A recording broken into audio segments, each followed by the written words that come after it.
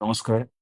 काही तुळजाभवानी मंदिर आणि परिसराच्या विकास आराखड्याच्या अनुषंगाने एक अतिशय महत्वाचा कार्यक्रम यज्ञ आणि पूजा उद्या तुळजापूरला आई तुळजाभवानी मंदिरामध्ये आयोजित करण्यात आलेली आहे.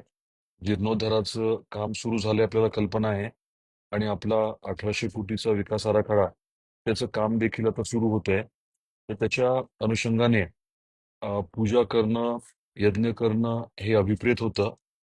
वाराणसीचे पद्मश्री द्रविड शास्त्री गुरुजी यांना आपण मध्ये विनंती केली होती. ते आवर्जून तुळजापूरला आले होते. आईचं दर्शन घेऊन मंदिराची त्यांनी पाहणी केली होती आणि आपल्या मंदिराच्या या महत्वपूर्ण कामाच्या अनुषंगाने पूजेच्या बाबतीत, यज्ञाच्या बाबतीत त्यांनी आपल्याला काही सूचना केल्या होत्या.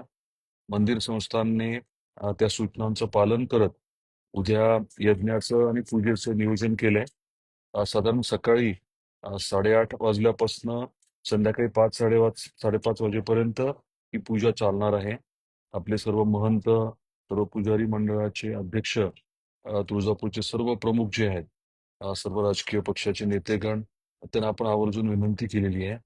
इतरांनाही विनंती केलेली आहे आणि खास आपल्याला विनंती करतोय, आपण देखील आवर्जून या पूजेसाठी उपस्थित राहावं.